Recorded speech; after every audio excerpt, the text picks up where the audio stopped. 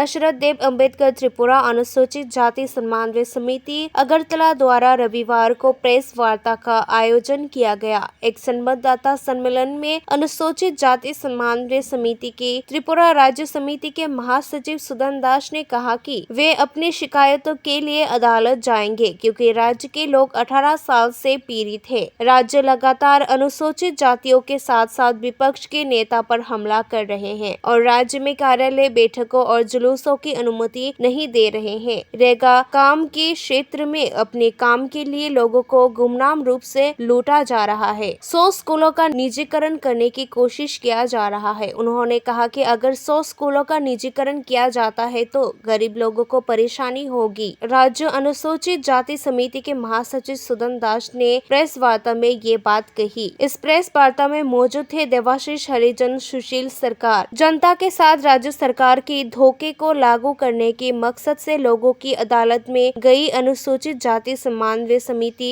अगले साल जनवरी तक 16 सूत्री मांग प्रमाण पत्र लेकर जनता के अदालत में जाएंगी। সিমেন্টের দাম বেড়েছে, রডের দাম বেড়েছে। তখনকার সময়ে বামফ্রন্ট সরকার ইটের মূল্য, রড, সিমেন্ট, টিনের মূল্য এই সমস্ত কিছু নির্ধারিত করে সাপ্লাই করার ব্যবস্থা তখন করেছিলেন, কিন্তু আজকের দিনে এইসব কিছুই নেই। তো কি করে তারা ঘর করবেন? এরকম একটা চরম দুর্দশায় পড়েছে। আমরা বলছি এই সার্ভে রিপোর্টে যাদের নাম আছে প্রত্যেকেরই ঘর দিতে হবে। এ নিয়ে কোনো রকমের রাজনীতি করা চলবে না। 1, 2 নম্বর হচ্ছে এই ঘরের অর্থ বরাদ্দ বৃদ্ধি করতে হবে যাতে তারা এই ঘর করতে পারে, থাকার মতো ব্যবস্থা করতে পারে। তেমনি এখনো যারা ঘরের তালিকার মধ্যে নাম অন্তর্ভুক্ত হয়নি তাদেরকেও এই ঘরের তালিকায় অন্তর্ভুক্ত করে ঘর দিতে হবে। কোভিড-19 পরিস্থিতিতে একটা ভয়াবহ পরিস্থিতি গেছে, আপনারা জানেন। কর্মসংস্থান হারিয়েছে মানুষ।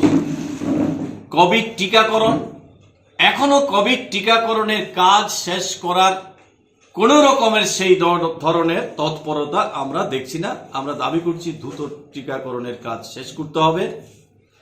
যাদের মৃত্যু হয়েছে কোভিডে, মুখ্যমন্ত্রী ঘোষণা করেছিলেন 10 লক্ষ টাকা তাদেরকে, তাদের পরিবারকে ক্ষতিপূরণ দেওয়া হবে।